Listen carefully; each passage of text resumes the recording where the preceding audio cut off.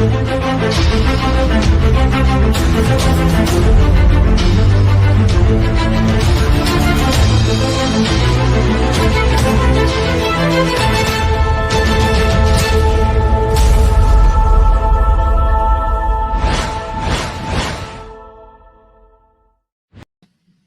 guys, it's Friday. Hey, How's everybody yes, doing today? I hope everybody had a great week. It's been kind of crazy for me, but it's Friday. Okay, a jolly ride. Hi, WhiteTiger. Hi, Gigi. Hello, Dazed and Confused. And as Casbat said, please make sure to keep your arms inside the vehicle when the ride begins. There is no height restrictions. Be respectful. Opinions are welcome, just do not be a dipstick. Smash the like to support the tiger. all Hi, right. hi, Nana of 14. Well, I guess if you guys watched the or read the title of the live tonight, we are talking about stupid people. Pretty sure most of us have come across stupid people. And I guess I've been putting up with an extra lot of them lately, so I guess that I thought that maybe this would be a great topic for us to discuss. Hello, Red Door Woman. Nice to have everybody here. Have you dealt with any stupid people with big eyes? Yes, Yeah. but I have one here that really got to me. Oh, you do? All right. Yeah. Well, everybody in the chat, before we get started here, everybody in the chat who has come across or dealt with stupid people in their life, let's everybody raise their hand in the chat. Like put a big waving hand or raise your hand or something. I want to see how many of you have dealt with stupid people. I bet everybody has.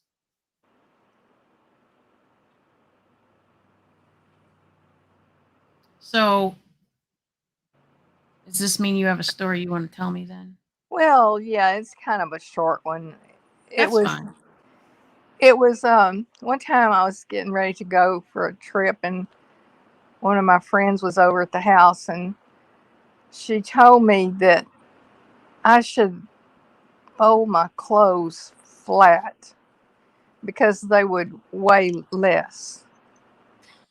And I looked at her kind of confused, like, please explain to me how a flat piece of material,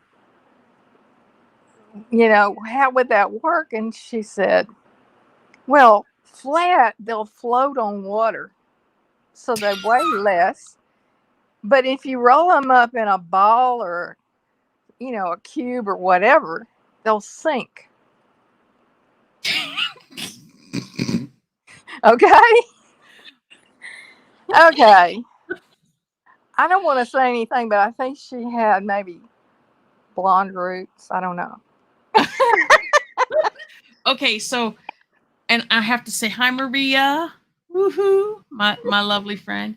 Um, so I guess when you first said that, the first thing I thought of maybe because you're pressing the air out.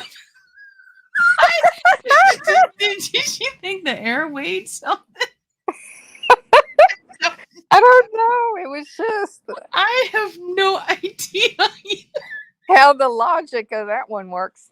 I mean, well, like, I don't want to disparage anyone, and she's passed on, bless her heart, but my sister-in-law once asked me if the moon was in front or behind the clouds. Okay? Did she also think that the moon was made of cheese? Yes. Okay, so I have to bring this comment that Maria says, "Hey, now blonde jokes, Maria, you have dark roots, honey. You don't have blonde roots."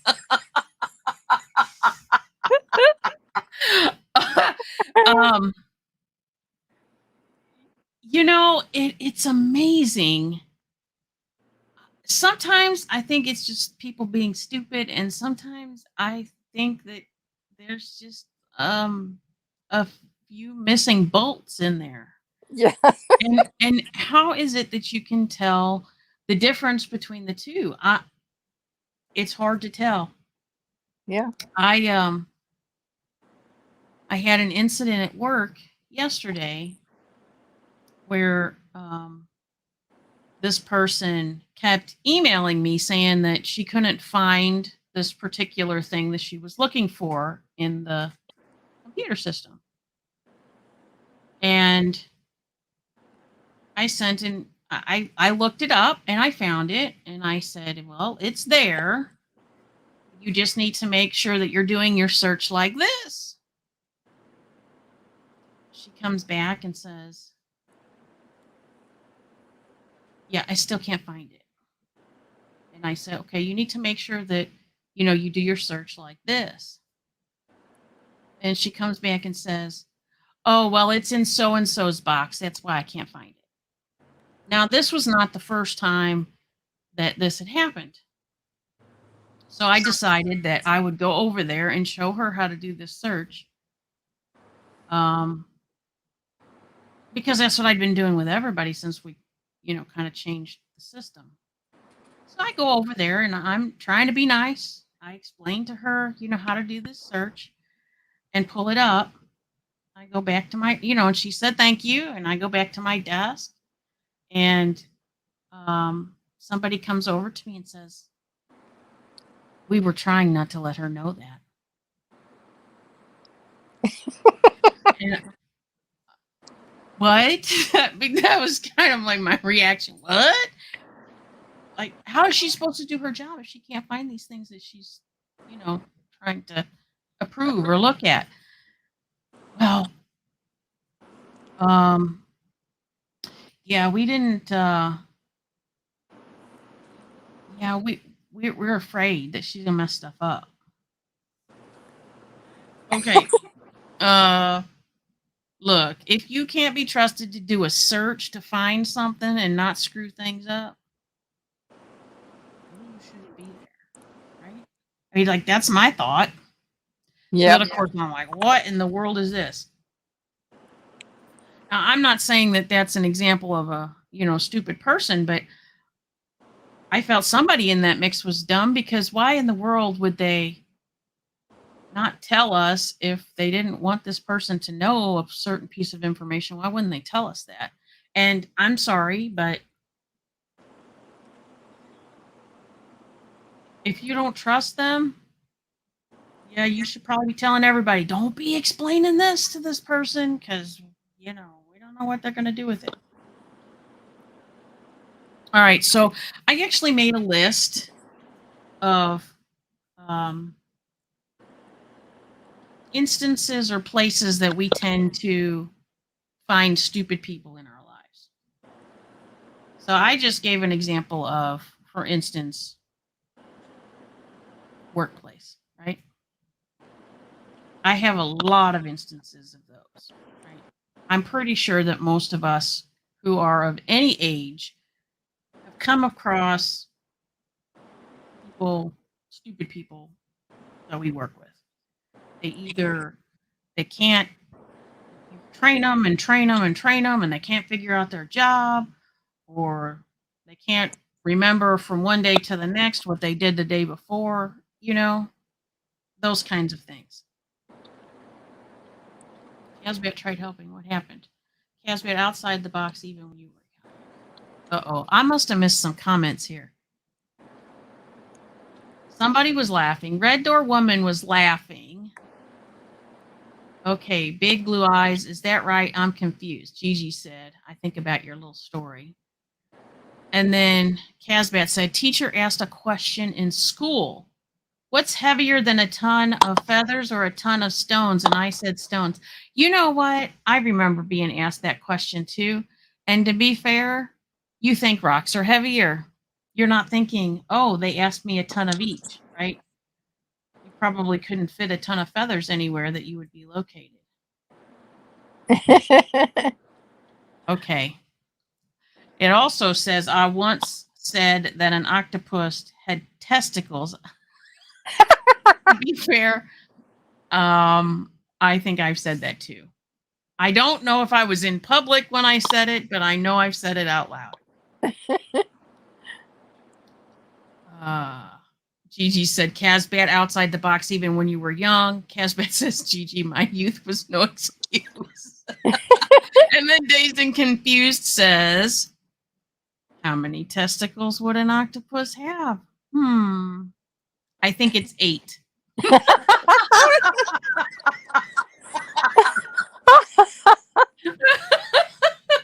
Red Door Woman says, my favorite quote, stupidity isn't punishable by death. If it was, there would be a hell of a lot of population drop. Right. So as I was making this list, I really didn't want to talk about, my job too much, but I do know that we've probably all experienced it. Well, those of us who are still out in the workforce. Right? The next thing that came to mind, drivers. Okay. Now, some of you were in Discord the other night when I showed a video of a stupid driver that I experienced on Sunday night in a monsoon downpour thunderstorm. It was pretty bad. And I was in lane 2 and I'm driving and I'm not even going 60 miles an hour. And all of a sudden, whoop, right in front of me slides this car and then slides back off and hits the guardrail. And I thought, what in the world? Obviously, they were getting on the highway. And they must have been going too fast when they changed lanes. Or at least that's what we gathered from... my dash cam catches a lot of people doing a lot of stupid things. All of this zipping and let's go as fast to the next person than we're zipping. Yesterday, it was... there was a truck that had evidently... the engine had caught on fire. I have to assume the engine caught on fire. The engine was completely burnt up by the time I reached the scene. The fire department had just gotten done putting out the fire. But you could see it was, they had the hood up and it was all black and wet, water all coming out. And everybody's trying to hurry up to get in front of the person in front of them because why? We were all going to creep along until the, accident got cleared up. Hi, Sonia R. I felt like I needed to say hi. I'm trying to watch chat too. So how many of you have experienced stupid drivers? Put a heart in the chat, please. If you have experienced, or many hearts, if I guess maybe you've experienced a lot of them. I feel like every day I've been driving into the office lately, I've been experiencing them. That was a horrible day for that driver, for real. It was, and it was actually a business truck, so it was somebody's work truck that caught on fire. And the previous day, there was an accident. And it's this week, traffic has been really bad driving home. I'm not really sure why. Yep, I see the hearts coming in. So what do you think? What about you and drivers there, What Big Eyes? Oh, yes. Every time I have to go to the doctor, there's this bridge. And at one time, it was the tallest bridge in the South. It's called the Rainbow Bridge. Not like what your animals go across, but sometimes it feels like that. Because of the way people drive. Like, who wants to speed up and start passing on the upgrade of a 2-lane bridge? Things like that. Make a lot of sense. Yeah. So I always feel like I'm taking my life in my hands when I go over the Rainbow Bridge. Gigi, the question was, Drivers. Have you come across stupid drivers? That's what they're putting hearts in the chat for. Stupid drivers. I'm sorry. Go ahead. Oh, that's okay. That was just it. Okay. Well, yeah, it doesn't make a whole lot of sense when you're, first of all, you're going up a hill. Why in the world would you really need to pass anybody? Yeah. Well, see, it used to be just a 2-lane bridge, Right. but they eventually built another one, the companion to it, so we could have like 4 lanes because if Two going each way. someone, yeah, so if someone got to the top and ran into somebody and had a wreck, then it wouldn't be blocked up for hours. You could always switch the traffic over to the other one and make it 2-way. But yeah, they always drive crazy there. I mean, I know automatically when I get there, there's going to be stupid people on that bridge. I don't know if they're taking applications or what,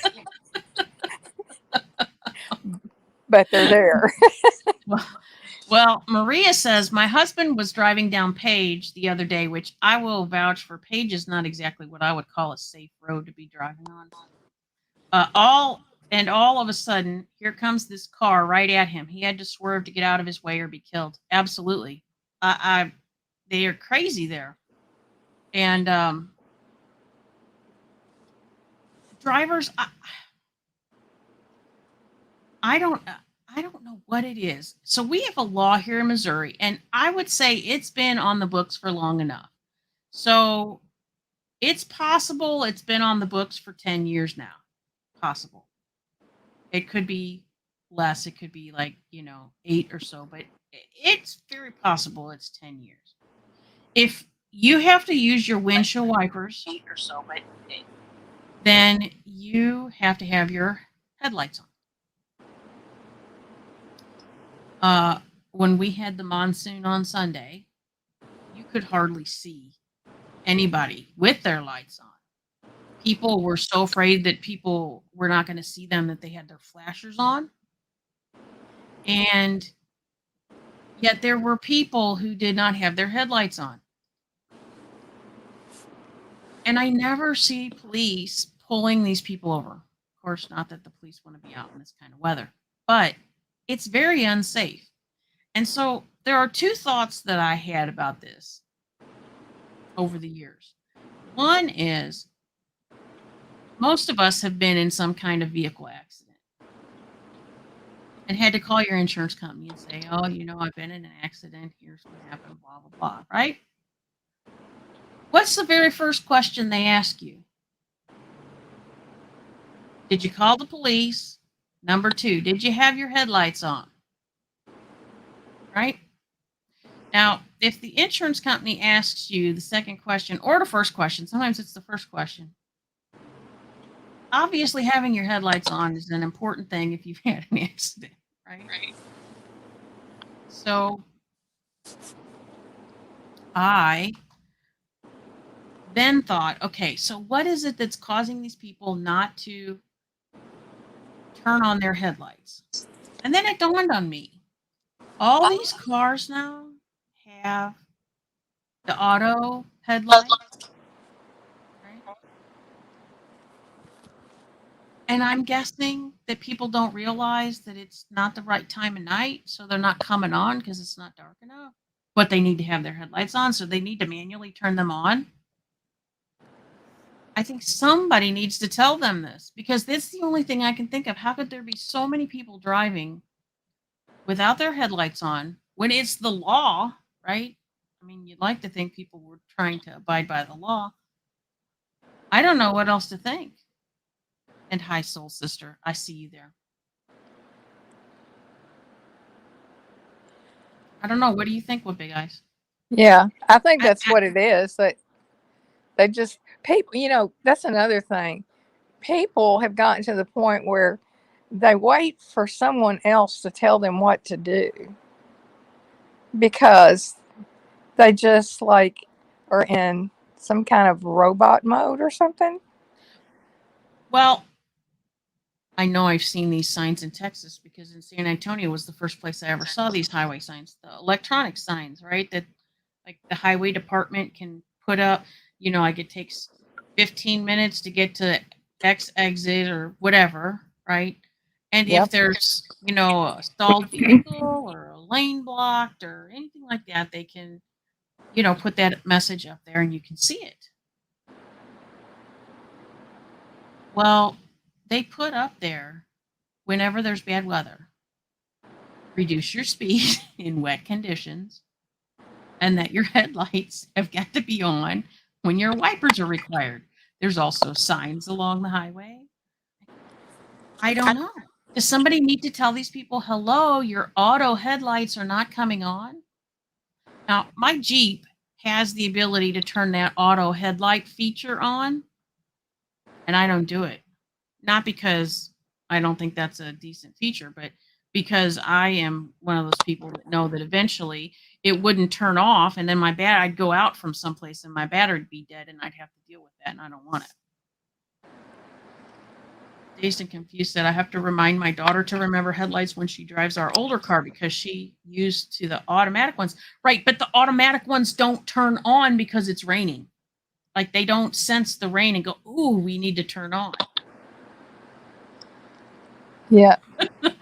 Yes. Oh, Mr. Shannonite snuck in. Hello, you beautiful people. How have I have missed you all? Oh, you snuck right in. I was trying to grab Cass's comment. She says, reduce your speed in wet conditions. Only when driving? Yeah, that's that's what you have to. Oh gosh, I keep grabbing everybody's. Mr. Shannonite, it's I'm happy to see you here. We all miss you, Mr. Shannonite, when you're not here. Let's see. Red Door Woman says the rule should be anytime you have trouble seeing other cars, other drivers will be having trouble seeing you too. Well, see, to me, that's a piece of common sense.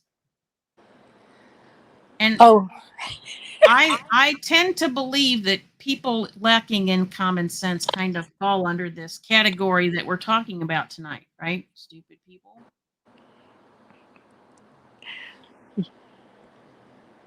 Yes. Sometimes people do things and you're just speechless. Right? You're like, what? What just happened here? Uh-oh. Mr. Shannonite said to Mandy Hall, no wonder I'm still handcuffed to the radiator then. Uh-oh. Oh, Lord. I think there was some fun to be had, evidently, between some people in this chat. All right, so drivers. Necessarily, we don't have to deal with them every day if we're not driving every day. And since we've been, kind of in this coronavirus, I mean, we're not really in lockdown. I know some countries are in lockdown, but we really haven't been. But, like we don't have everybody back into the office and we're not back into the office 100% of the time. The traffic thing has, the stupid drivers have, it's been a little less than I would say than I was dealing with pre-COVID. Although I don't know, this week I'm beginning to wonder if the volume is going up. So then on my list, I kind of thought about shoppers, right? And we all go shopping, whether it be to the grocery store, to the mall, to a sporting goods store, right? Walmart, Target, any of those places. Now, I don't know about anybody else. Sometimes I feel like I'm the stupid one because this is what happens to me. I do my shopping, and generally I don't have a lot of problems when I'm shopping, other than maybe at the grocery store. People that park their cart right in the very center of the aisle, and nobody can get around them with a cart. Now, I'm one of those people that if you're like way over here and your cart's over here, and you don't move over to your cart to move it when I'm trying to come down the aisle, I'm going to just kind of scoot your cart over to a side so that I can go through, right? People like get really offended by that. And I'm thinking, okay, if you were driving on a 2-lane road and you were straddling the yellow line, would you really be surprised if somebody coming the other way hit you? I mean, to me, I don't understand. If you're in the middle and there is no mathematical way that somebody else's cart can get around you, what are they supposed to do? Obviously, I mean, okay, we kind of had this little conversation with Kaz about going about roundabouts, right? They drive on the opposite side of the road from us in England, right? We drive on the right side of the road and they drive on the left. But here's the thing. In my head, it's like, okay, everybody, at least here, if you're at the store, you should be staying to the right. If I have to go in the left part of the aisle to get something, I leave my cart fully on the right, go grab the thing on the left and come back, so that people can continue to move freely through the aisle. But then I will go to check out. And invariably, if I am the one that has to pick the lane that we're in, something catastrophic happens with the person right in front of us. Something catastrophic, right? It's either the people don't have enough money, so then they have to figure out which things they have to take off of the ticket. And then the cashier maybe doesn't even know what they're doing, or they can't do it themselves. They have to call on their, supervisor or leader or whatever, to come and take care of that. Or somebody is writing a check and then, somehow it doesn't go through the machine correctly. Or, obviously they've written a bad check or something and it comes back that they can't take a check. And so then they're like digging through their purse for 5 years trying to figure out how they're going to pay for it. Now, don't get me wrong. I feel bad for them, but it doesn't matter what I do. If I do eeny, meeny, miny, mo, if I flip a coin, if I go, okay, this is the longest line on the planet, I'm going to go get in that line because surely I'll be fine. No, something happens every time. Something doesn't have a tag on it. They can't ring it up. So then, they have to call somebody. And, at those department stores, you call and it's 5 years before the person calls them back or comes up and goes, here, I found one with a tag. Here, ring it up. I swear, I'm that person that always ends up in a line like that. Red Door Woman says, the first snow here is always a mess. I just turn on the scanner and shake my head. Casman says, yep, I shop like I drive too, on the left and then towards the alcohol aisle. Oh, hang on, not the same. Never mind. Actually, go ahead. I'm always the one that I see somebody behind me and they have just like 3 or 4 things, and I have a cart full and I feel guilty, and so I tell them, oh, go ahead, and after we banter back and forth for a little bit, they go ahead, and then there's something wrong with their card won't go through, or they write this check and it goes not through the machine and blah blah blah, and it's just, and then I go, why did I do that? I could have been out of here. I could have been pulling out of the parking lot by now. Cass says, I get irritated by people who can't drive in snow because they leave their cars everywhere and I have to drive around them in the snow. Yes, it's like a dodgeball with cars, right? You have to try to drive it. Okay, well, I have fun in my Jeep because I go to the parking lots. If I go to the store, I go to the parking lot and I find the biggest snow mound and I park my Jeep on that because I know nobody's coming around me there. But But it's kind of funny, right? How and then there are I'm sure that some people in this chat has had this problem too.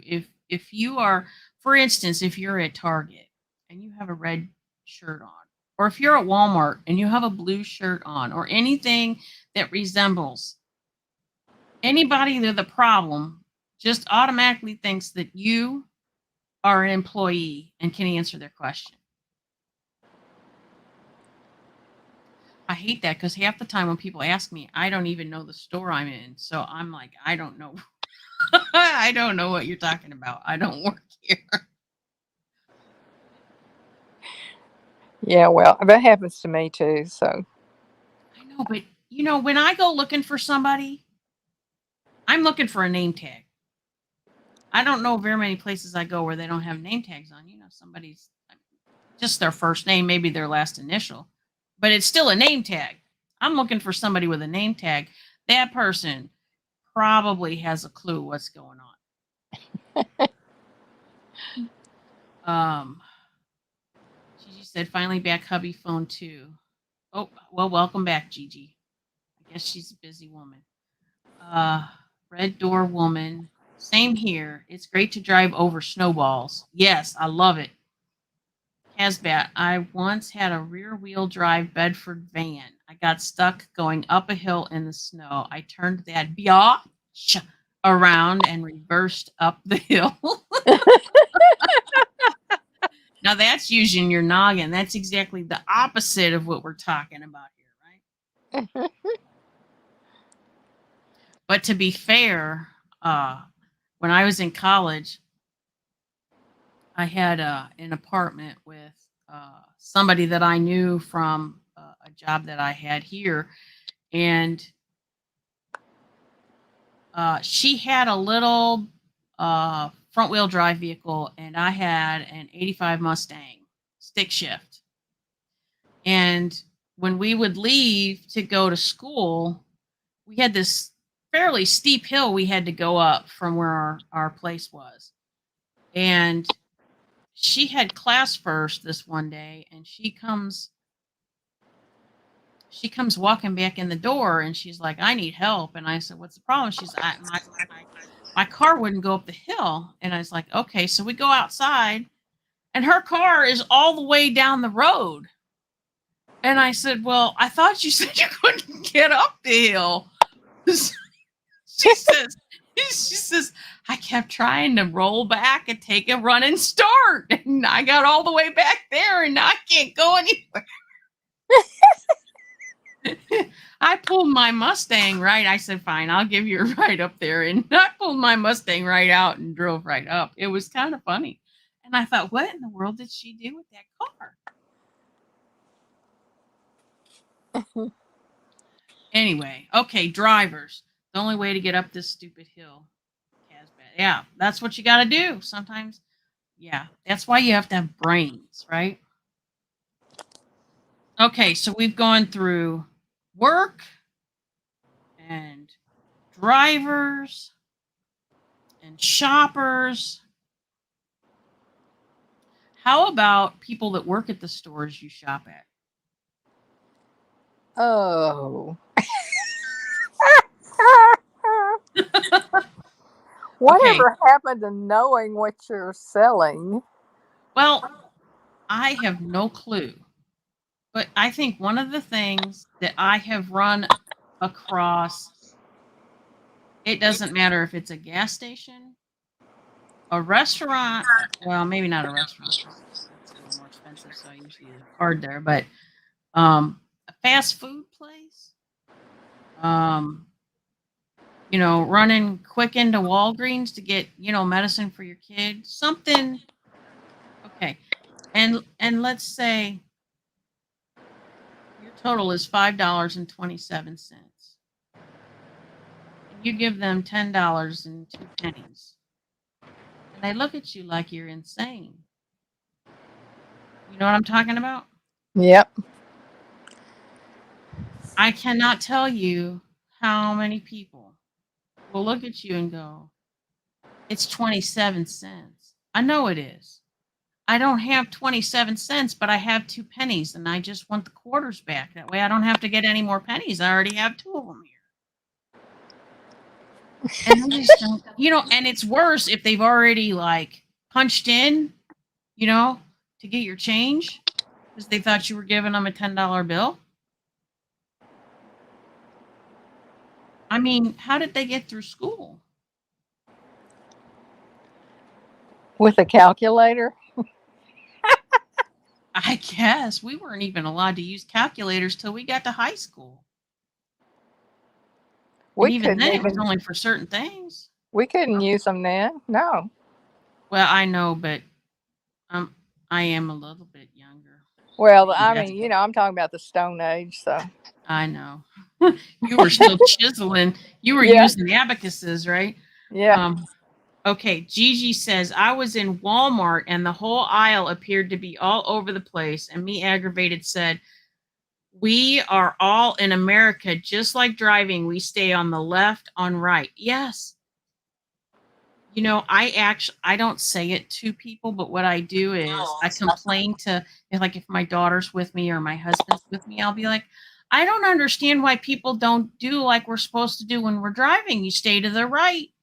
If everybody stays to the right, everybody can go up and down the aisles just fine. I mean, we're only driving shopping carts in the store. How do these people drive vehicles on the road? Right? You have to wonder sometimes. Okay. I don't know what it is about workers, but so first we have the problem of getting our change back because we've confused them. But how about you walk into a place and you say, okay, I'm looking for such and such. Or even, you go to a shoe store. Do you remember how you used to go to a shoe store and like they would have the shoes out there for you to look at, but most of the sizes were in the back. So you would go, okay, I need this in a such and such size. Do you have it? And they'd go in the back, and most of the time they'd come back and they'd bring it to you. Now they go, no, what's out there is what we have. Well, what do you have a back room for? Oh, I know what you have the back room for. You have the back room for those shoes that my daughter likes for me to buy for her, where you can only put one of those shoes out because everybody steals them. But let's face it, they're no more expensive than the shoes I'm buying for myself. So why do both of my shoes end up out in the aisle? I have yet to figure that one out. You know what I'm talking about? What are those things called that my daughter likes? Oh my gosh. Does anybody know what the name of those shoes are? You talking about Nikes or? No, there's some kind of something.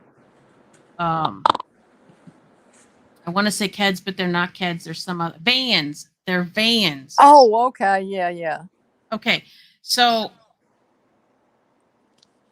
$60 pair of Vans. You go to buy a pair of those, and only one shoe is in the box. They have to bring you out the other shoe.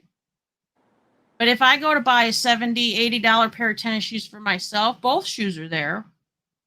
Now you tell me, what sense does that make? Well, survey says I don't some know. somebody's stealing a bunch of popular shoes. Well, here's the thing. You know what they're going to do? They're going to start a new trend. Because what's going to happen, and this is what my daughter did with socks. I mean, she didn't steal socks, but she would never wear two socks that were the same. Okay. When she was very little, from the time she could put her socks on herself, she never wanted to wear matching socks. And I'm not even talking like, a blue short sock and a red short sock. No, she would have a purple and white striped long sock and a short flowery, green sock on the other foot. Like this is the kind of stuff she did. But here's what I think could possibly happen with those vegan shoes, right? So if somebody goes in there and they want to steal a pair of shoes, all they got to do is take the same size the other foot out of the other one, stick it in the box, and then okay, yeah, they got two different color shoes, but they got a pair. Yeah, that's true. And if the colors match, what does it matter? It's no different than wearing two different socks. Casbat says, I have Vans. Well, when you went to buy your Vans, Casbat, or did you order them? Because was there only one shoe in the box?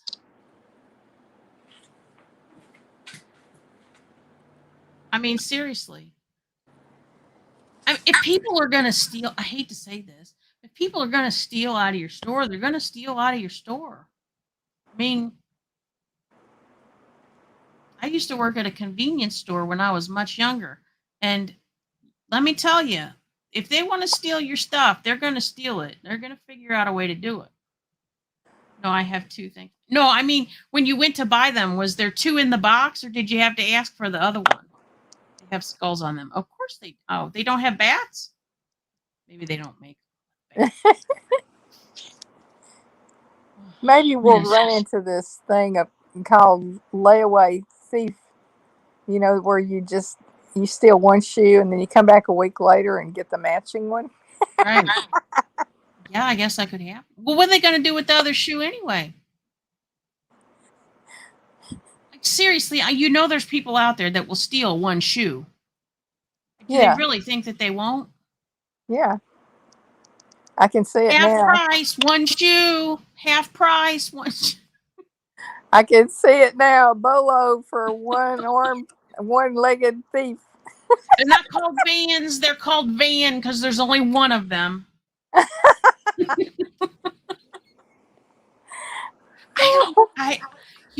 Okay, so when my daughter first told me about give it to an amputee, yeah, you could.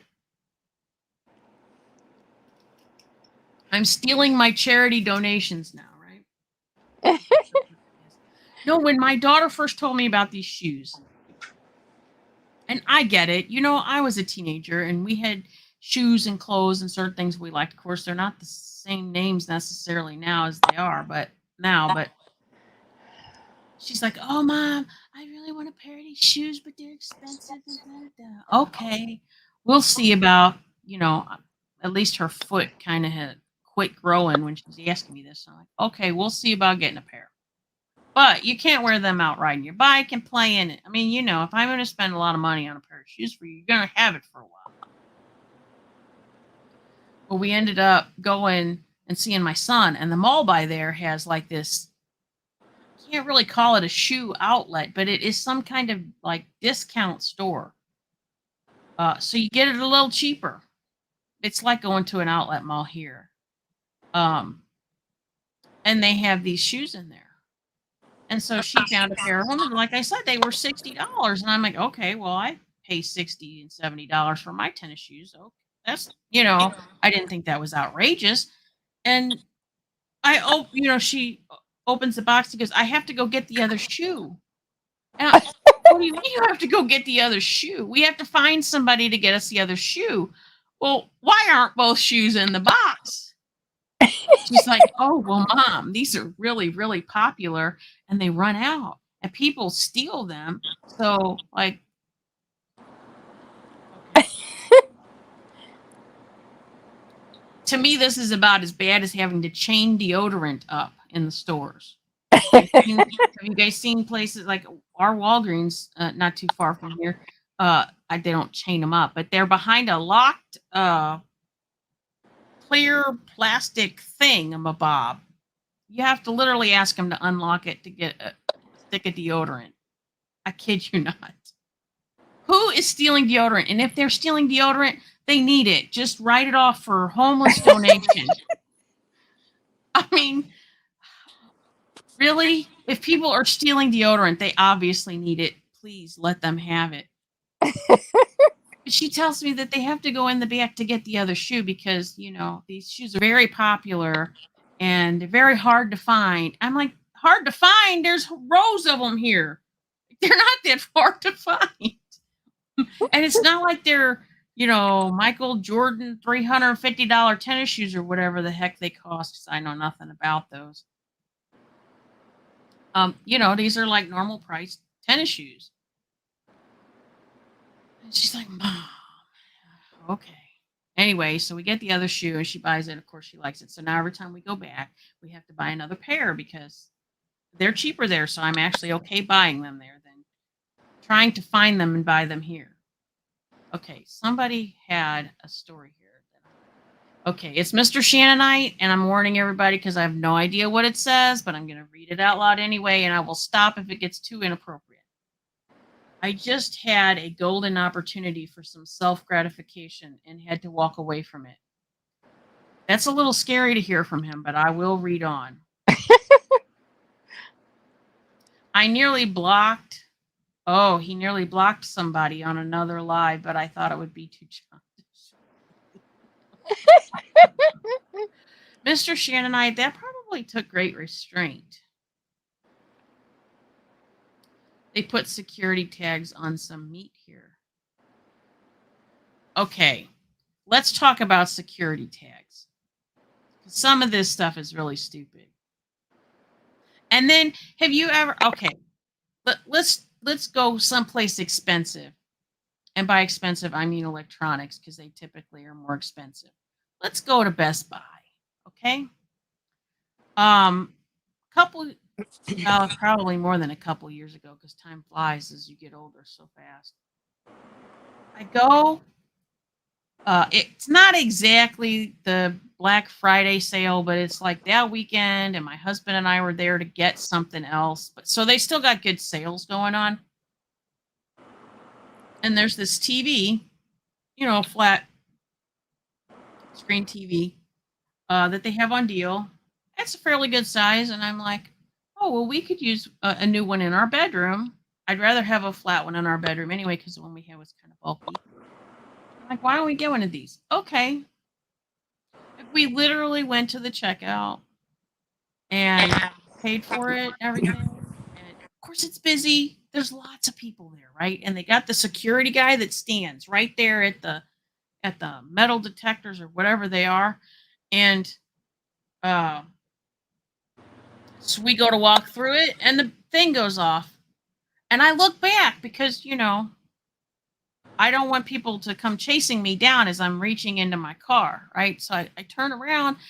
And the security guy just waves us on. It's like, go ahead. And I'm thinking, what if I didn't pay for that? I mean, I know why they put the thing in there or the sticker that was on the box or whatever it was that they didn't demagnetize or whatever they do to them. But seriously, it's Christmas time. I don't know. It seems dumb. Why are you going to waste all the money to put those things on everything when you're not even going to make sure that people paid for it? All right.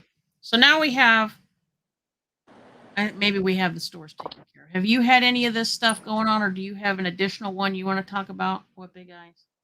Yeah, I had that happen to me one time at Walmart. This has been years ago. Something that I bought had one of those things on it.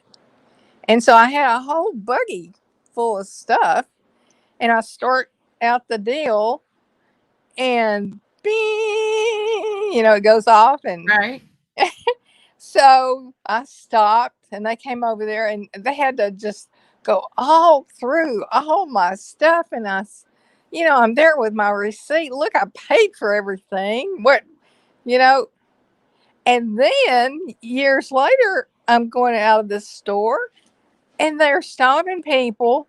You have to give them your receipt. They look in your buggy and look in all, the little bags and stuff, and they look at the receipt and check stuff off. It's like, I don't know if what the problem was, but it kind of makes you feel like you're a thief because you've already paid. Yeah. And then the people that are stealing are getting away with it. Yeah, they're going out the back door because they're shoving it. They're shoving it places in the dressing room or the bathroom. Oh yes. Something I have seen. Have you ever watched some of those videos? Oh Yeah. my gosh, where they're like CCTV and they're monitoring for the shoplifters. I mean, some of these people, I don't. I'm sorry. Criminals are stupid, and the ones that think they're really smart are probably even the most stupid because let's face it, if you're really that smart, you could make way more money doing a much more, kosher job. That's embarrassing when they forget the thing and it sets the alarm off. Everyone stops and looks. I can't tell you how many times when I was, I guess maybe late teenager, early 20s, okay, these go by cassette tapes or CDs, right? And first of all, they had them in these contraptions that I took a pocket knife one time to open one. I stabbed myself in the leg trying to get the damn thing open. Like they didn't have any good way of opening those contraptions. You know what I'm talking about? Uh-huh. Okay. And, I mean, they were supposed to keep people from stealing them because no, you really couldn't slip that thing in your pocket. But my lord, you also, when you got it home after you paid it, a gazillion dollars for it, you couldn't open it. But it seemed like every time, like I'd buy a couple, and one of them that somehow they'd miss the little when they did their little swipey thing over the. I don't even know what that thing is. The little yellow thing, that they Yeah. swipe them over.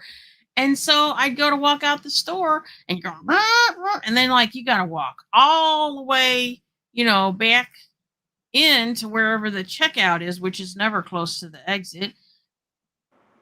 Which you'd think they'd be able to catch shoplifters better if they were seeing them right there at the exit, but whatever.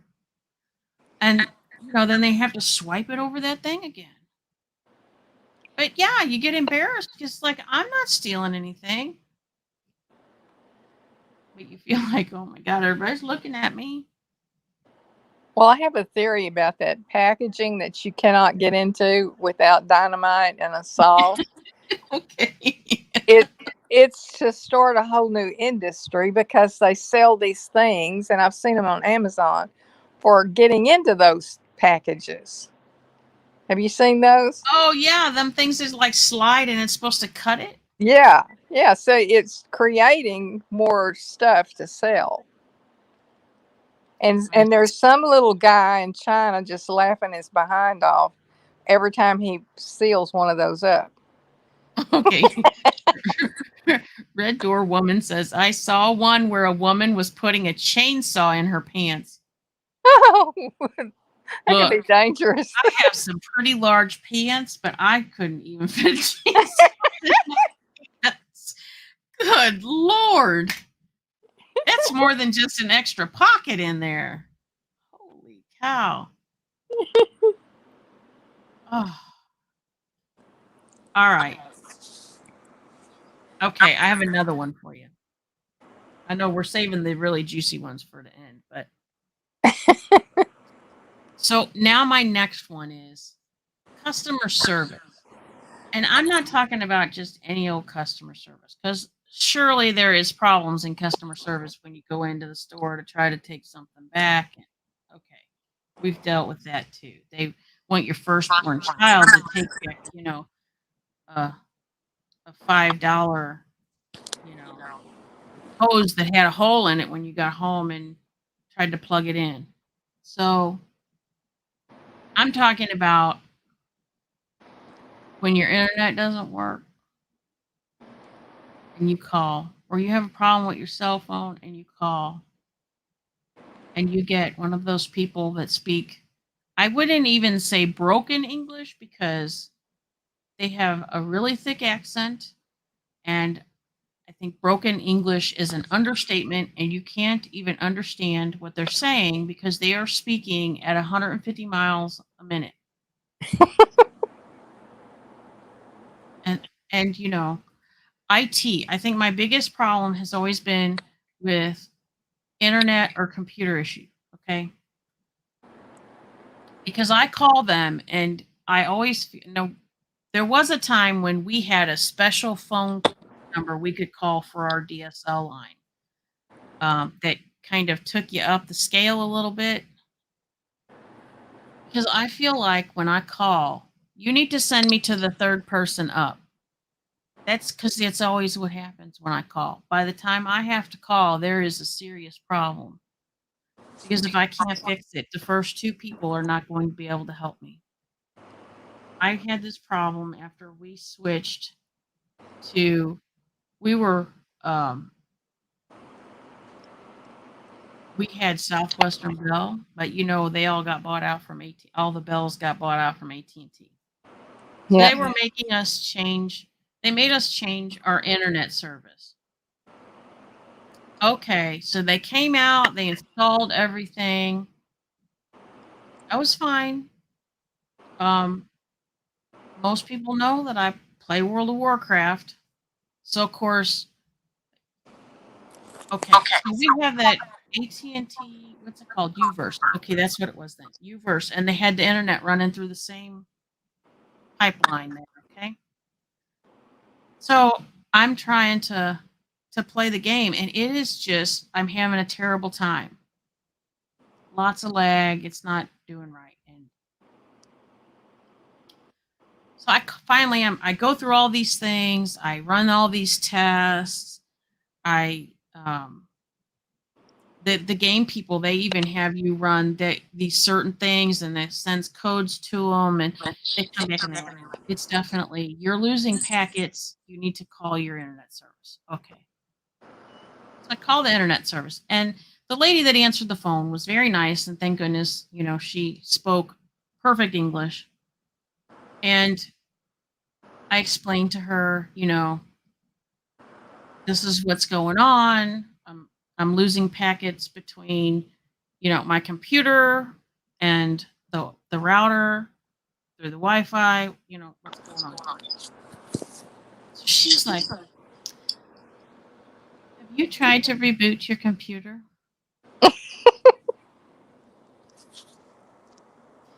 And I said, "Ma'am, I'm gonna try to be as patient as I can with you. But did you hear how technical what I told you the problem was? Rebooting the computer is not going to fix that problem." And so I explained to her again what is going on. And she comes back and she says, well, have you tried that? Yes, I have. Let me tell you, everything that is in your little book that you flip through and ask me questions, like I've done all of it. You need to send me to the next person in line. Well, I really can't do that. Why? Why can't you do that? Well, I can set up an appointment for a service tech to come out and check your connection. I said, ma'am, the problem isn't the connection. The problem is whatever's happening between my computer and the router. The router's not receiving everything from my computer. This is where and of course, I realize she has no clue what I'm telling her because she doesn't know. She's just flipping through her little book, page by page. And finally, I said, okay, have a service tech come out. So she's like, okay.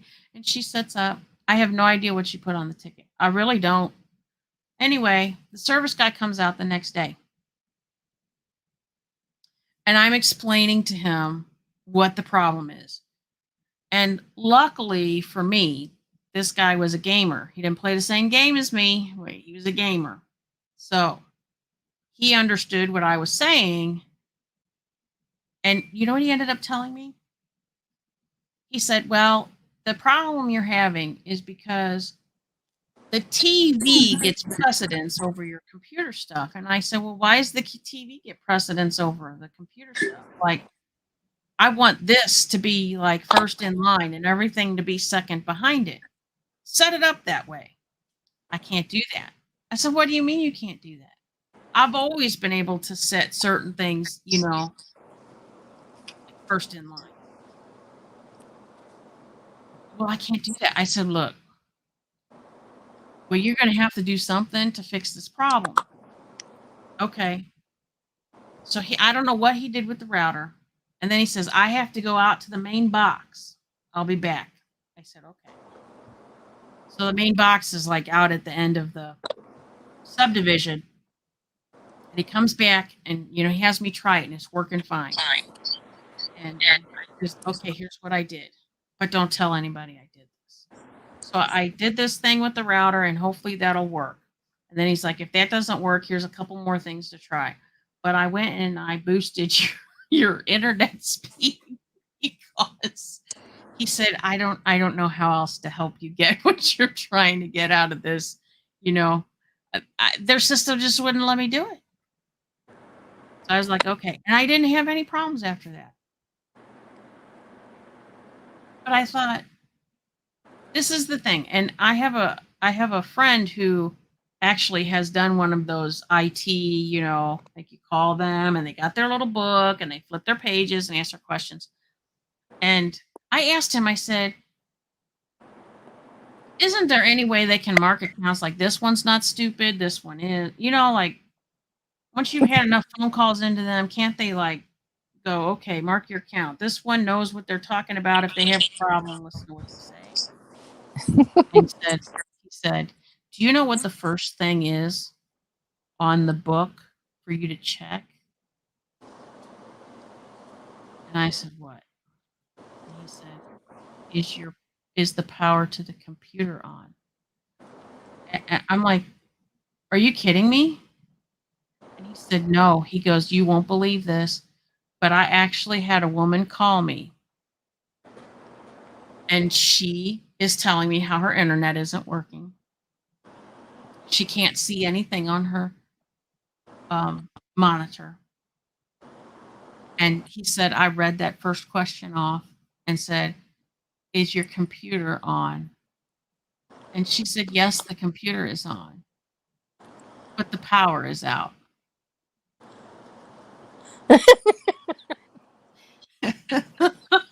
I was like, what? What did you just say?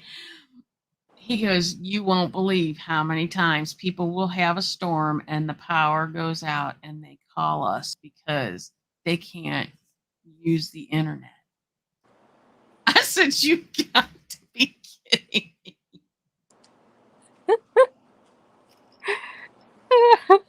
I said, okay, if people are that stupid, I understand, why the people you're calling in act the way they do. So how about you? Do you have anything like that?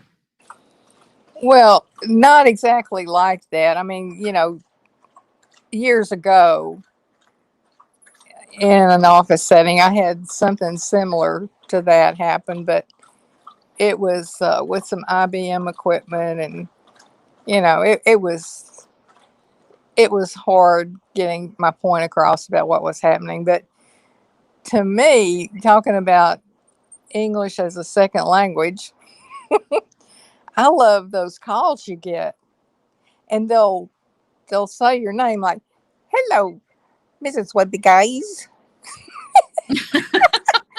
and I'll go, "What?" And they say it again, and I say, "You've reached the crisis hotline. Please, please press 1 to get an operator," and they hang up. So that's how I get rid of those people. Okay. Well, I'm going to read this comment and I have to tell you something. Okay, so Casbat says, true story. I once had someone tell me their router was broken ages ago. Their power was out. I know. You know what? That is so far past anything I can even fathom being that dumb. Like, if your power is out, nothing is working. We all know this. Everything either has an electric igniter on it or whatever. Nothing is working if the power's out. Okay, so you're talking about your phone call. I have to tell you something that happened actually while we were in the office. But I don't know if Maria is still listening, but Maria and I used to trade stories about these scam callers, right? I never answer the phone calls, but I will like read the translated message, or if they leave a message, I will listen to it. She actually had one of those people call from, they said they were from the Social Security Administration. And she says, Kim, no. Like, I couldn't have understand what he was saying. He was not in this country. I know he wasn't. I said, okay. I said, what did you say to him? And she said, I let him go through his little spiel because it's always they need some kind of money because there's some kind of mess up and Yep. your social security number's gonna get locked down or some crap. And I let him go through the thing, and I said, "Is that right? Are you sure you're with the Social Security Administration?" "Well, yes." She's like, "Really? Because I don't even think you're in the United States." And he's like, "What do you mean?" And she says, "You are not, speaking native English. I mean, American English anyway." Like, I don't even. After the guy, I guess, argued with her for a few minutes, he finally, got off phone. But I was like, she does. She will argue with. She will. She will waste their time. And but you know what? People fall for it because if they didn't, they wouldn't keep doing that.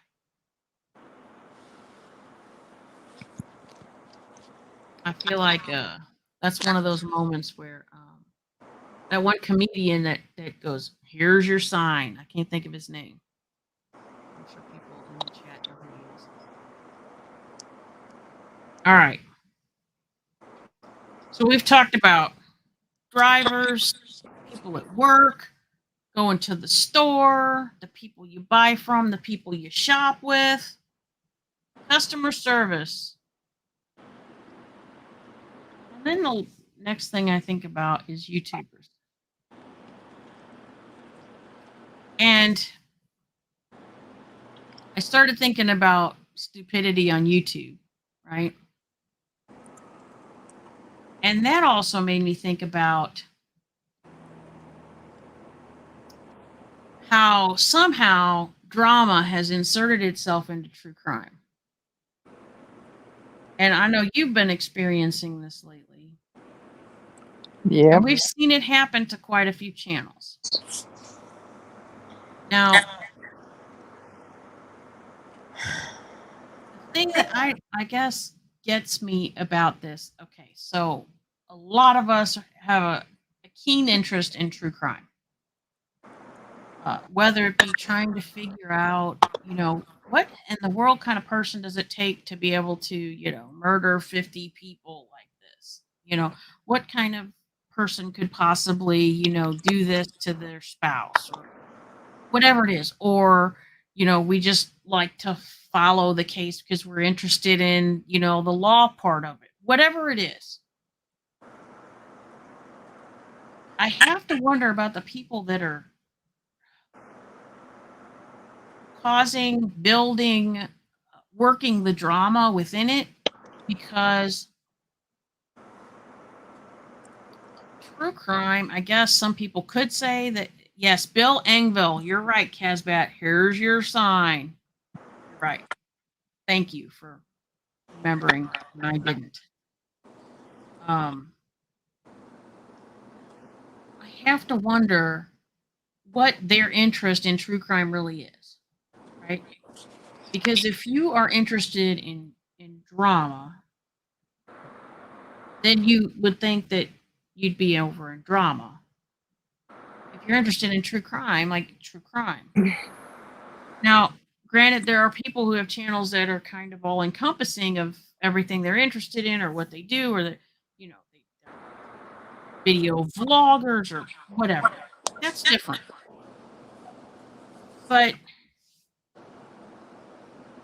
then we see people doing crazy things like going into discords and acting like they're really, they really like the YouTuber and then going off somewhere else and taking information from that Discord and basically sending it to somebody else or using it on another channel to do something, cause drama, cause this, cause that.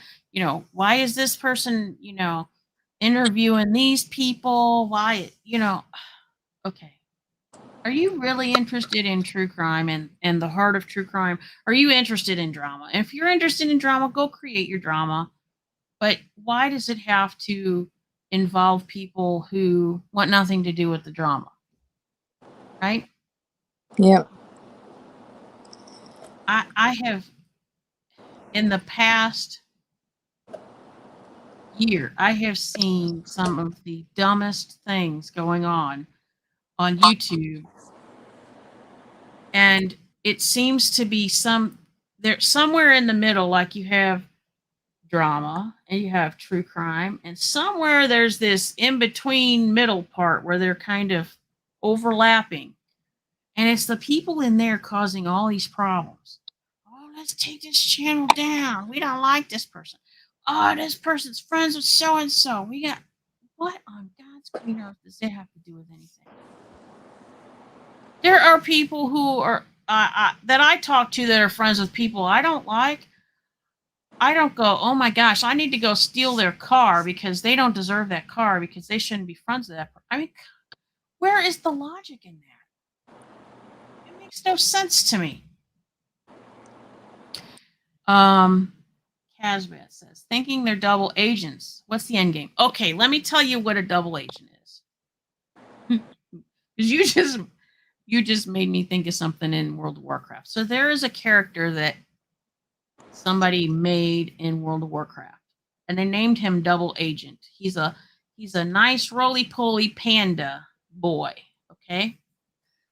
Now, used to when you would start panda characters, you would start out on what we called Turtle Island. It was a starting area, and you worked through like level 1 through 12. You were usually about level 12 before you exited. And what this person decided to do was, go against the grain.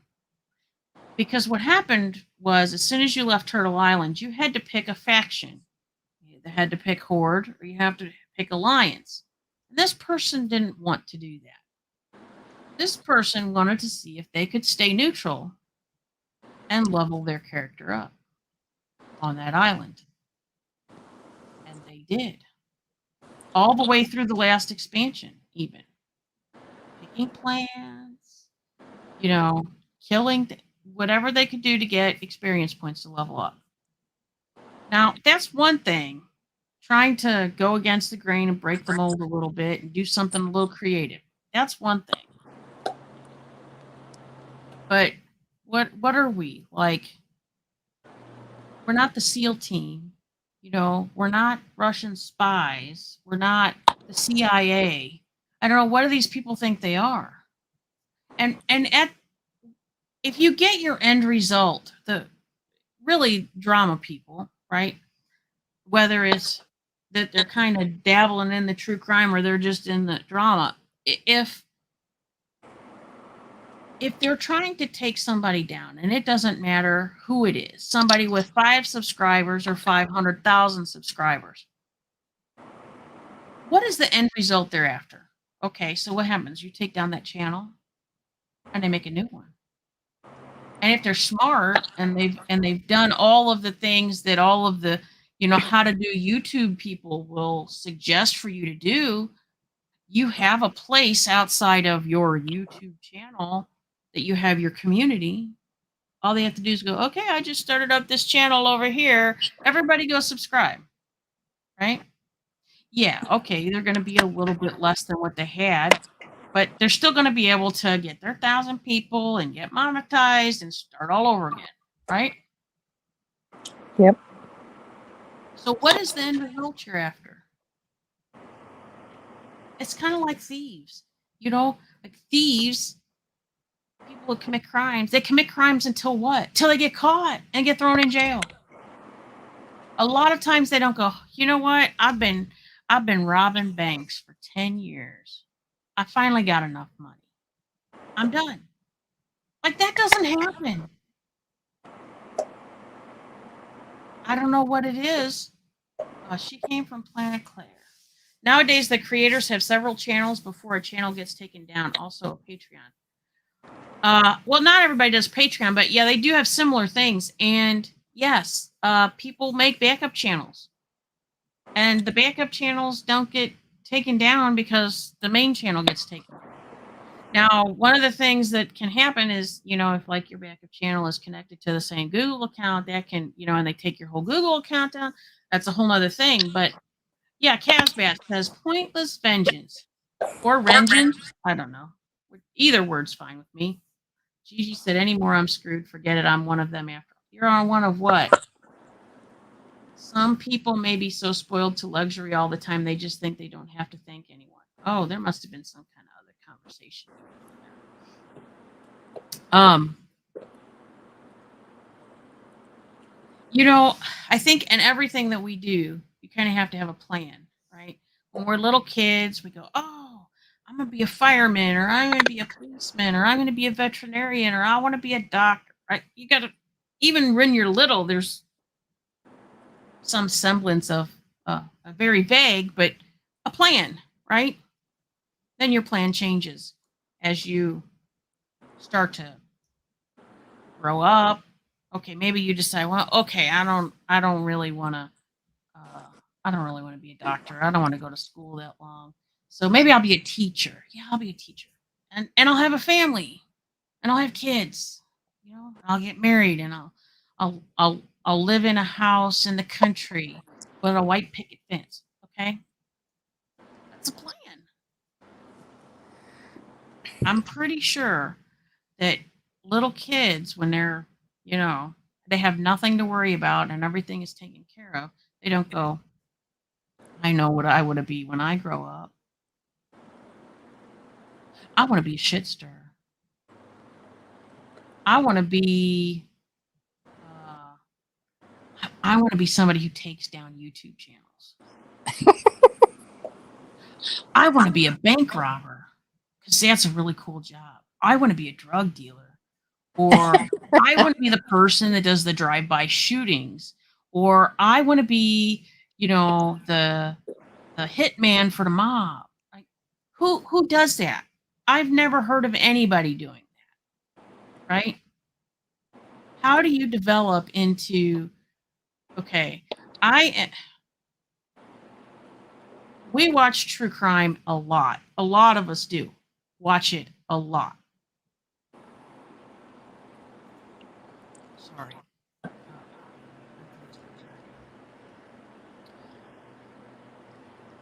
How many times have we watched a court case and you see families who are still hating on the person that committed the crime, right? And they are not at peace, right? People who are still in hate mode, when they give their victims impact statements, you can tell there's still hate, right? People who forgive and don't hate anymore, when they give their statements, it's a whole different game. It's a whole different type of communication. It's more of a, we hope you find the right way. We hope you get back on the straight and narrow. You know, we hope you find God or whatever it is. It's always a, we want you to improve yourself from this horrible point that you were in your life. Right?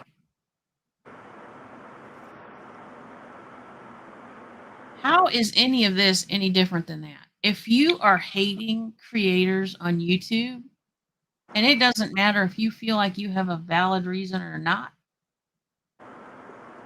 hate doesn't hurt the other person. Hate hurts you. Right? People hate me. It's not hurting me.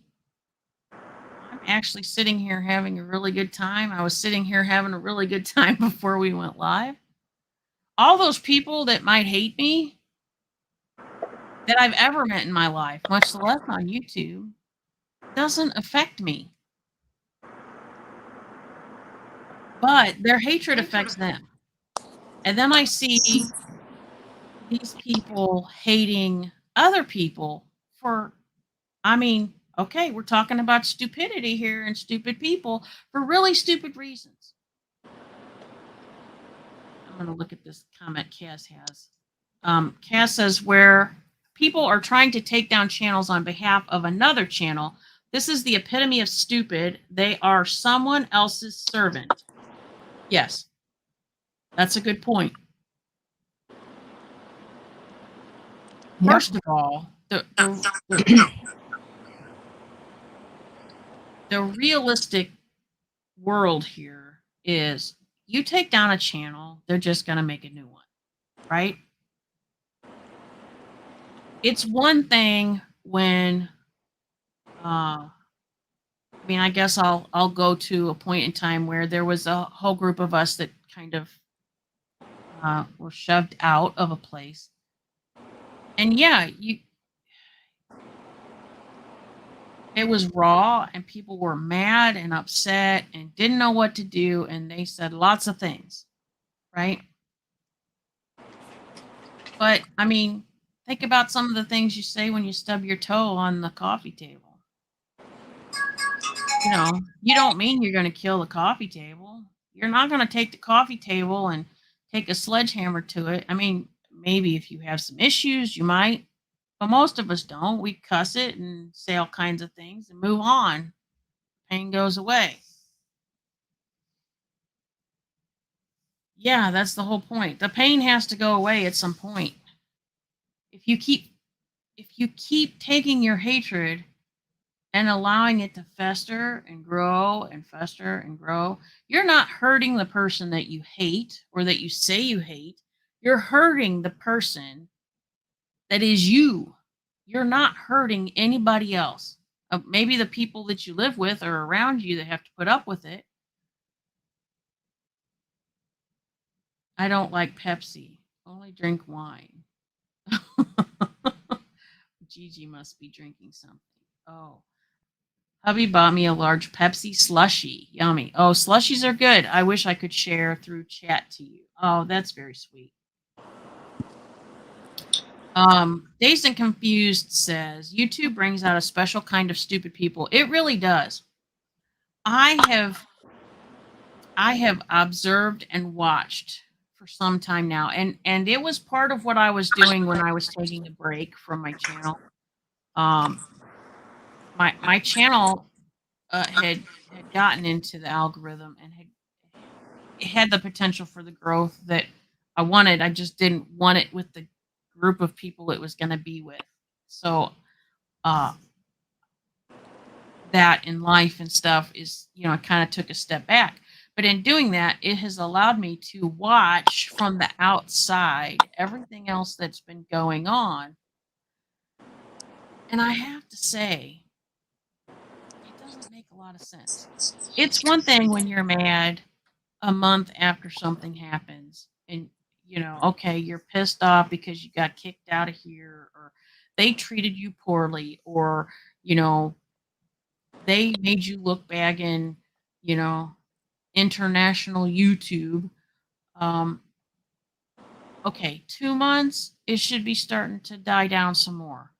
3 months it's getting a little ridiculous, but months and months later, a year later, some people are saying a couple of years they're trying to accuse people of doing stuff to them.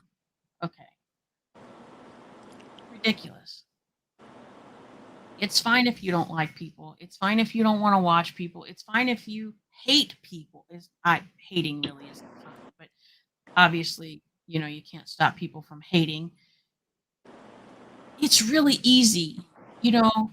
If you don't like if you turn on the TV and a show comes on that you don't like. I mean, how many people, and if there's anybody in the chat that does this, please raise your hand or put some hearts or something to let me know that you do this. Watch the whole thing and scream and yell at the TV the whole time. And then, then a program comes on that you like, and then you scream and holler, what in the hell was I doing watching that previous show through the whole show you actually want to watch? Who does that? Does anybody do that? I certainly don't do that. If something comes on the TV and I don't want to watch it, or even if it's a show that I like, and this particular episode I don't care for, or has somebody on there I don't like, or maybe it's something really gross I don't want to see, or really scary that, I can't take. Well, yeah, that's not likely to happen, but you know what I mean. I flip the channel, right? I don't go on Netflix and go, let me find the show I hate the most. Let me watch it so I can give Netflix a 0 star and a big long text message about how terrible this documentary they made was. Who does that? But yet on YouTube, it seems to be okay and normal to do. I don't think it's normal at all. Or just play video games and chill. Okay, Casbat says people do not like to be removed or blocked. They kick off for an age about that and then go stirring. Get some self esteem. Leave the person who blocked you behind. It's not hard. To be fair, if somebody blocks you from their channel, here's the thing. Yeah, you can still watch them. You can't comment, but you can still watch them.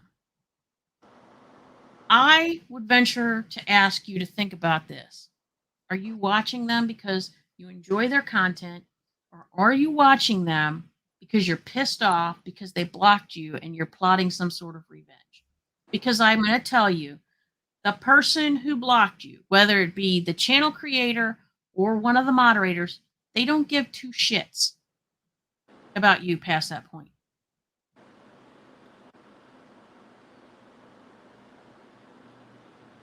To be fair, I was listening to a video. I've been trying to study up on StreamYard this week at work, listening to various videos that they've done, and one of the things that they talked about was over interaction with your community in the chat, under interaction with your community in the chat, and there is this disconnect. I think that people feel, okay, so Hollywood, right? Everybody has their favorite actor or actress or whatever. Most people realize that, like, you're never going to be friends with this person. This person is never going to know who in the hell you are. Trust me, if you write a letter to them, they're not the one sending you anything back, right? If you write to their fan club, there is a president of the fan club and there is a horde of people, depending on how big they are, right, that write you back. These stars are not making their own posts on Twitter and Facebook and all these other things that you follow them on. Sometimes they do, but most of their posts are not being made by them. They're being made by other people. Okay, I have to say hi because I see a new name here. Shell MC says Amazon customer service is the worst. I have to say I haven't had too much problems with Amazon customer service. I'm beginning to wonder if that person is kind of back a little bit in the replay, maybe. Red Door Woman says, just move on. Why can't people do that? I wonder the same thing.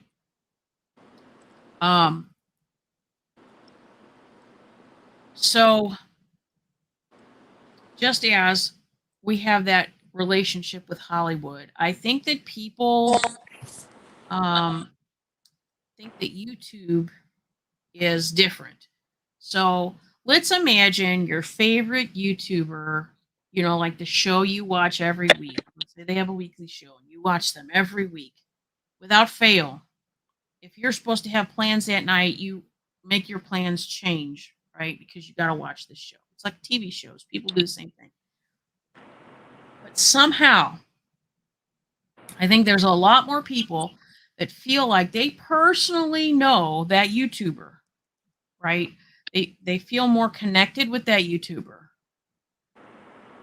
I guess if it's somebody who does lives, it's probably because they're doing an interaction in the chat with them. But let's think about this. And this was something that was brought up in something that I listened to. And it's pretty true. And I think people need to think about this.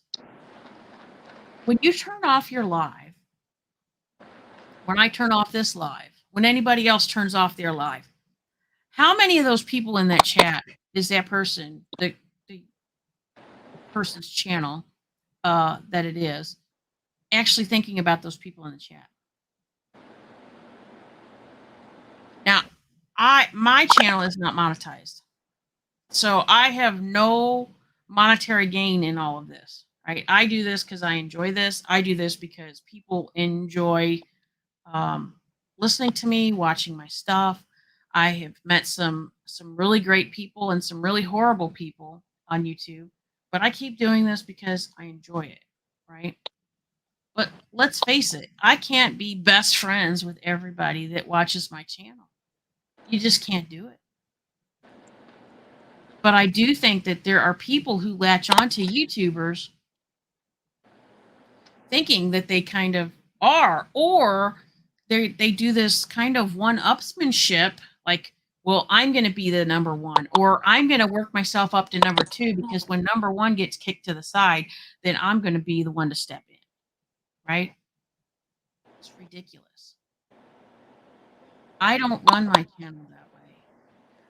The people who I have moderating for me, I wholeheartedly trust, I'm friends with, and if they blocked somebody, then they had a good reason to block them. And unless I do a mass unblocking because I'm feeling generous someday, it's not going to happen.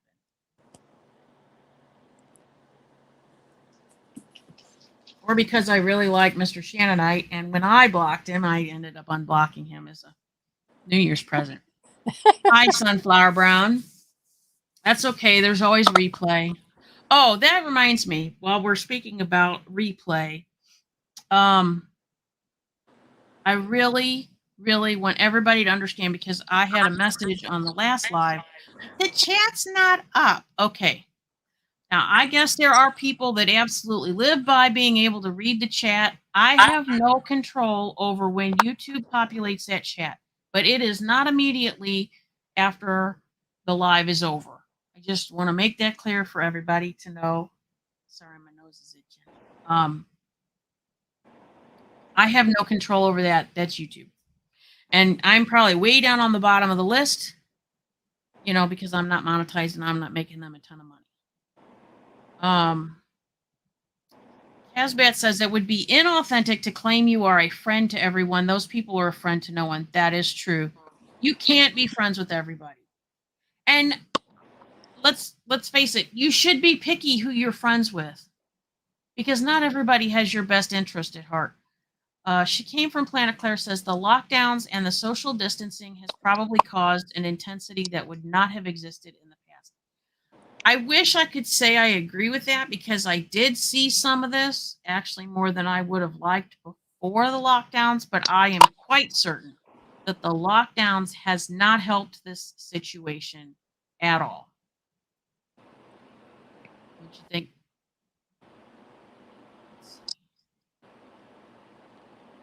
Dazed and Confused said you can tell when a creator is only putting up with a sub because of super chats and gifts. The poor sub usually don't realize they aren't real friends. It's sad.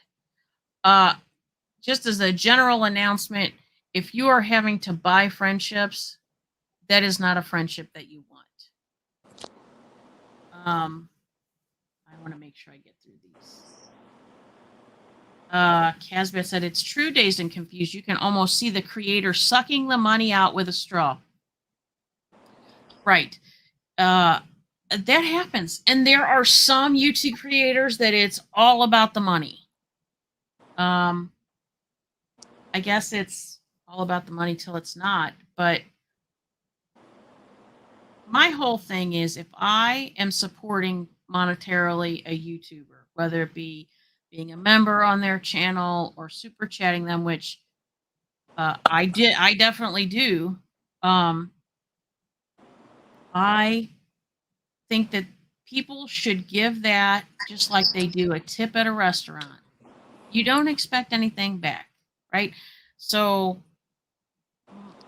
just as in you go to a restaurant, you order your food, you have, the waiter was really nice, waiter or waitress was really nice, and they brought you drinks, and they made sure that you didn't need anything, and okay, you give them a good tip, right? If you look at YouTubers that way and you decide to give them a tip because, well, you really enjoyed that stream or you really enjoy their channel, and you decide every so often, I'm going to give them a super chat, or I'm going to join as a member and give them, a little bit every month, okay? That needs to be a choice that you make because you want to do that, not because you feel you need to, or because you need to feel that you have to buy your way into stuff. I have seen YouTubers who, and don't get me wrong, I'm not saying that doing special things for people who, donate money through Patreon or memberships or whatever, um, is not okay, because it is. But I think it's not fair. To me, it is not fair to the people who can't afford to do that, um, to feel like they're missing out on something, right? So I think that if you're giving money to a YouTuber in any way, shape, or form, you should think about why it is you're giving them that money.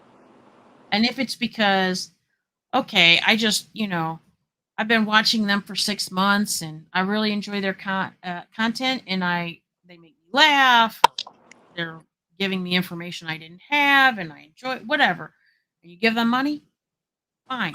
Don't expect anything in return.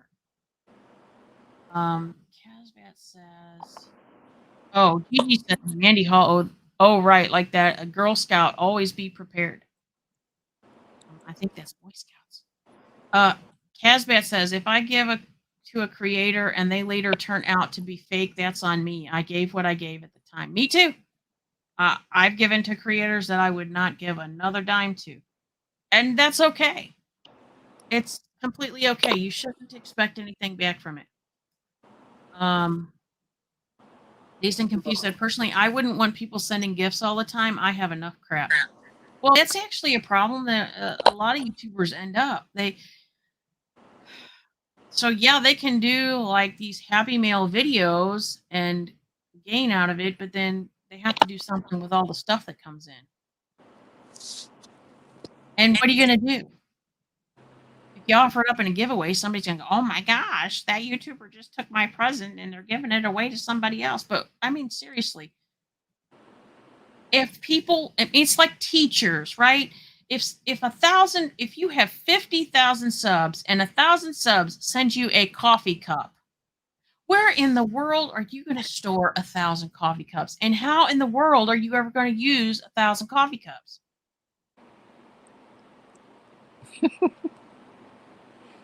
I mean, seriously, what are you going to hoard your house out with all of your gifts from your YouTubers? It's ridiculous. People kind of, need to think. I mean, if 500 people are sending you, a diamond painting, well, how many places in your house are you going to hang those? I mean, I'm sure all of us have gotten, Christmas gifts that we didn't know what to do with, and maybe you were gifted and give it, in some other gift exchange, the following year. Well, it's the same kind of thing, right?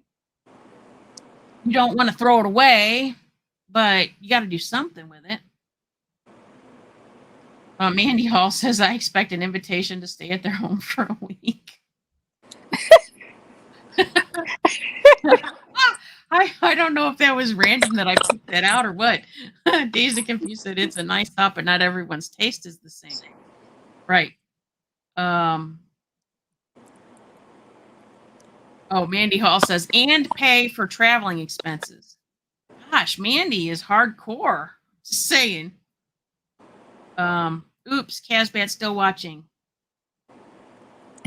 Oh, my husband, the expert of intelligence. YouTubers are begging for your money so they don't have to work. Maybe they should just go stand on the street corner.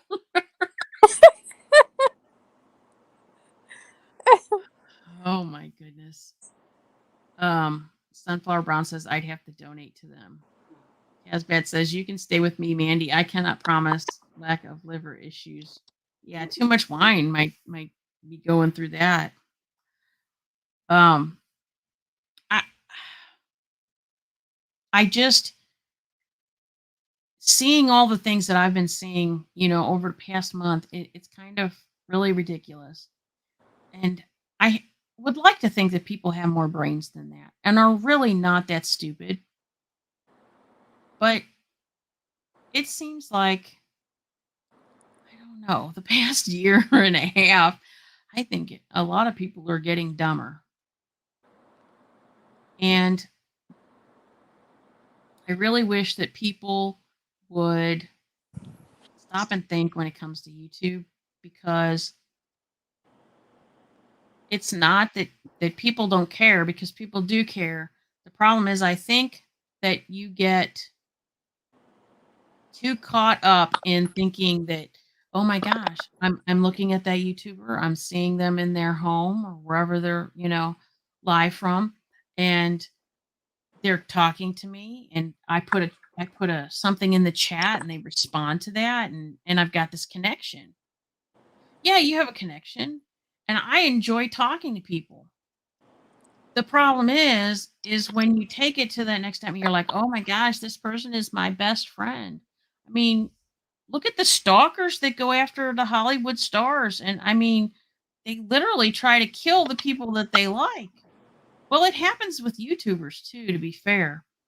Um, People get crazed. Like, there has to be a sense of reality in there somewhere. Like, YouTubers are just people. Movie stars are just people too. You know, everybody goes to the bathroom, even though maybe we don't necessarily see so many people going to the bathroom. But, they put their pants on one leg at a time. People are not, special and putting their pants on over their head first. I mean, come on. We're all human beings. And we shouldn't be, holding this person up here because, ooh, they're a YouTuber and they respond to my comment in chat. I mean, does everybody remember when you remember when AOL chat rooms came out? Do you remember that? I don't know if you were online then. Well, Big Eyes, do you remember that? Yes, I Okay. remember that. Okay. Now there was some horrible, horrible people in those, but right, that was like our first foray into this randomly talking to random people from all over, right? Yeah, like RRC. Remember that? IRC. Remember Yeah, that I chat? I never used IRC. I went from AOL chat rooms to Yahoo.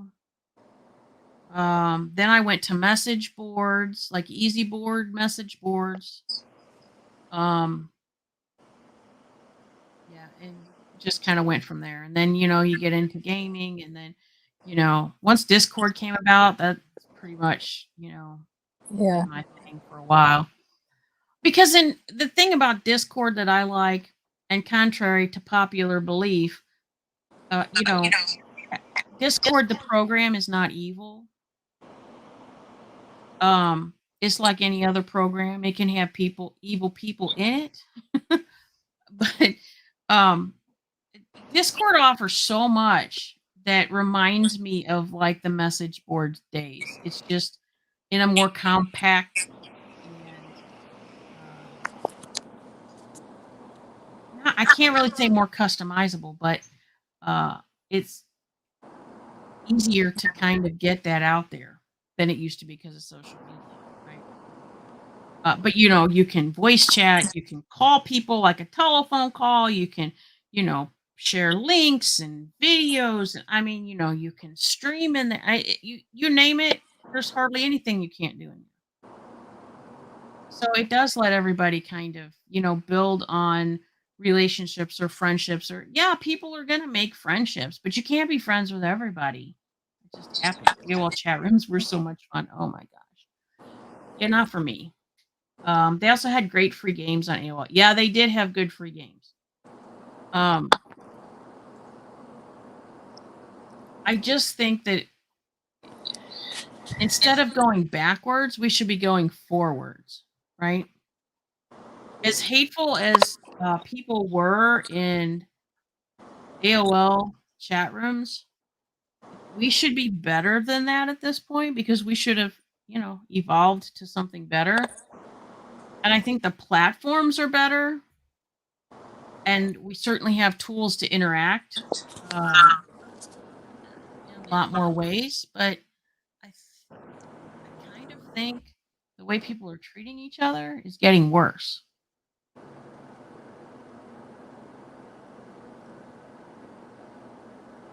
And to me, it seems that that comes out of stupidity. I don't know what else it could be. Because at what point do we decide this human being over here doesn't deserve to be treated like a human being? But this one over here, we're going to worship like a god. I really don't understand how that happens. But this is exactly what we're seeing here on YouTube.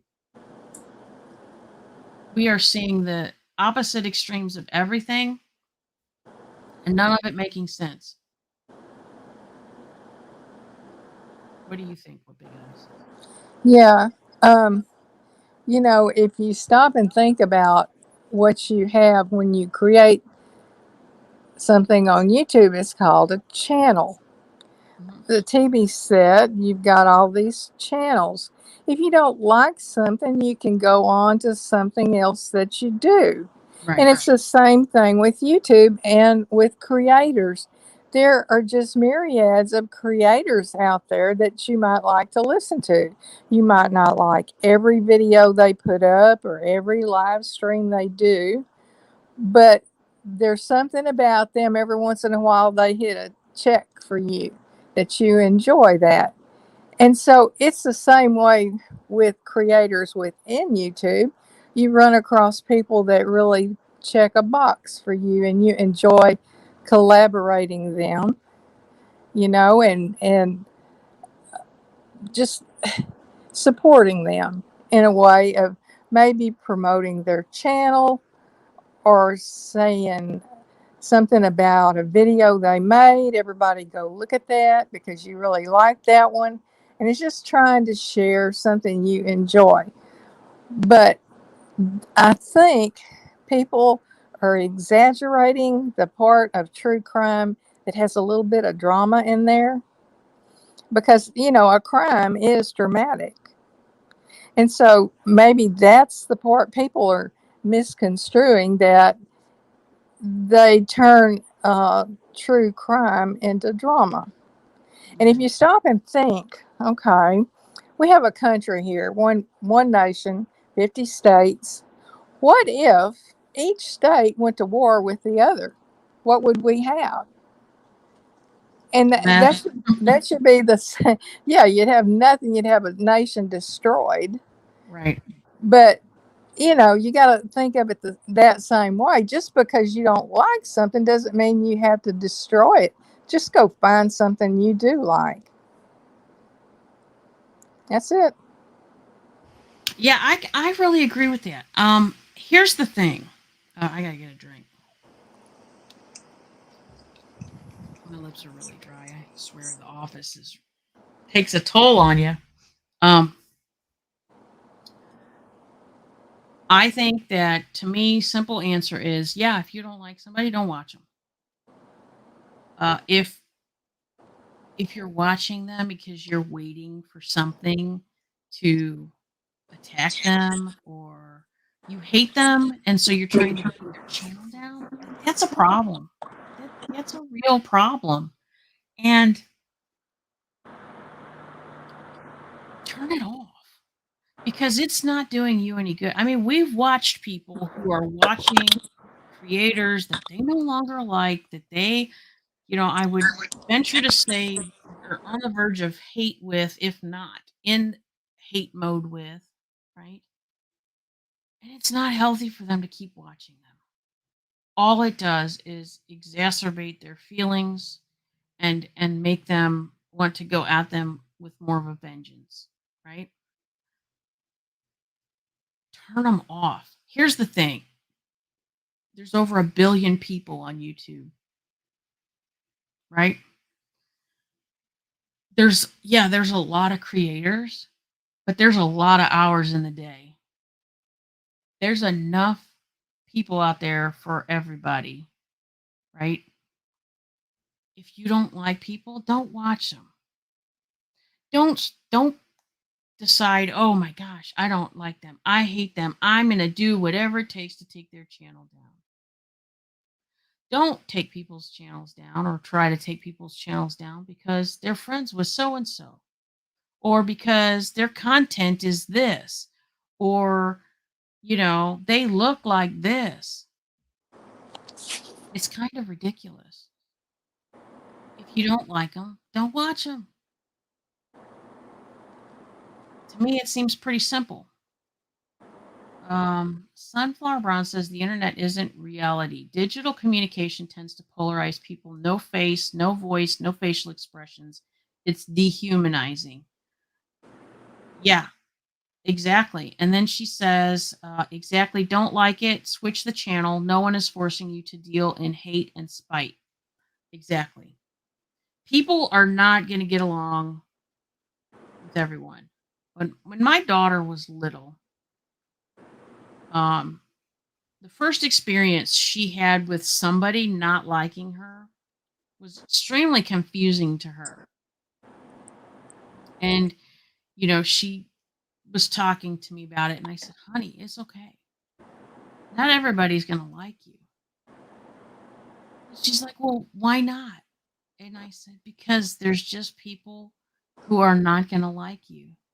No matter how wonderful you are, no matter how nice you are, no matter what you do, there are always people that are not going to like you. There are always people who are going to um, not want to be your friend." And she couldn't grasp that. Of course, she's a little older now and she's getting the hang of that. Although I don't think she still understands why that is. Because let's face it, why is that? You don't have to be friends with everybody. You don't even have to like everybody. But why can't we be civil to each other? That's the part I don't understand. Right? Yeah. If you were being civil to a channel maybe you used to like, and now you don't like, or now you hate, or whatever it is, turn them off. That's actually the best thing for you to do for yourself. Quit watching them. Don't get yourself worked up over it because it doesn't matter. They don't care that you hate them. It's not affecting them, right? So maybe you used to give them $5 a month by being a member or however much you gave them. They don't really care. Here's why. Because there's, 10 people down the line, coming up and, you'll get replaced eventually. So you have to think about how much validity you're giving to that YouTuber. If you think you're friends with them and you're really not, you need to reassess that. I think there's so many people getting hurt because they think they're friends with people that they're not. I've had people yell at me because oh my gosh, you're going to do that to a friend? I'm not friends with that person. Like, I don't even know where you get that idea. I mean, I'm not friends with everybody on the planet. I can get along with a lot of people. Um, I can certainly be civil to people if I have to interact with them, but I don't have to be friends with everybody. Neither do you. She came from Planet Claire said, "When I was young, there was a group I no longer fit in with. They all wore a silver emblem that said US. I guess I was them since I didn't have the insignia." Casbats. Oh, Gigi says that's cool at Sunflower. We all need that probably in the long run if we are going on the internet. Casbet says leave figuratively. Ask people to stop telling you about what the channel does. Reprioritize. Right. This is another conversation we've had, and I know that some people want to know when other people are talking bad about them, right? So you have some people will go to another channel and go, "Oh my gosh, Tiger, they said such and such about you." Okay, that's great.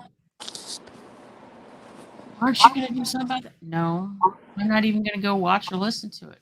Because why? It doesn't matter to me. Their opinion does not matter to me.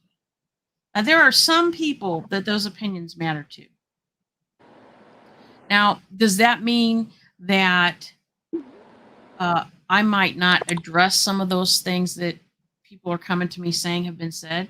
No, I probably will at some point, right? If I feel it's necessary or that it needs to happen. But that doesn't mean that I go and watch that or listen to it or anything else. And to be fair, that stuff is what pisses people off the most. So think about that.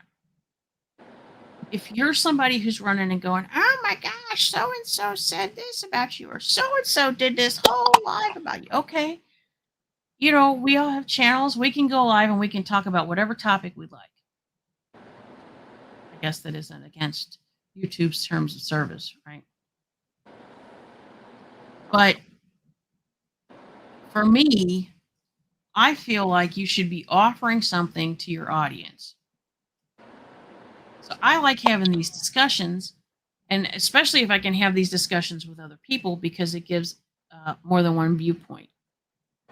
And getting the chat to interact is even better because there's even more viewpoints being brought to light and being discussed. And oh, yeah, okay, let's think about that. When I think about everything that's been going on since COVID started, the lockdown, people losing jobs, people driving like maniacs, the things that are going on YouTube, I have to wonder, does everybody really think that this is a good direction that we're going into as a society? I don't think so. I think what we should be doing is trying to support and help each other. And if we don't like somebody, just stay away from them, right?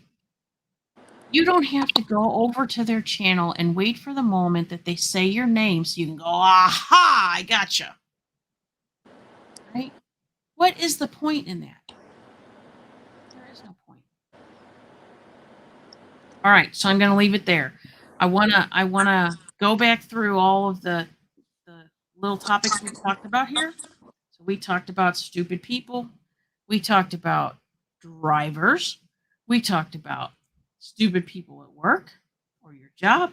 We talked about going shopping and the people you shop with being stupid and the stupid things they do, and the people that are working at the stores that you go to. Or we also talked about customer service.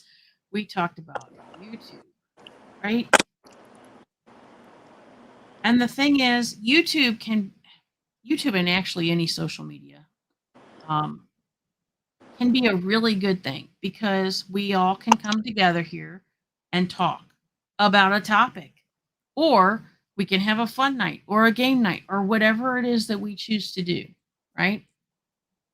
And yet, on the flip side, it can also be a very bad thing because you can have, crazy people going off the rails and doing all kinds of stupid things. I want people to think about what they're doing. If you don't like a channel, please just don't go. Don't go watch. Don't work yourself up because you're giving them too much space in your brain and they're not worth it, right? They're just not worth it. Casbat says, if you haven't already, smash the like. And I also want everybody to tell me the stupidest thing that you've seen happen or the stupidest person you've had to deal with in your life in comments after the live, right? Under the video.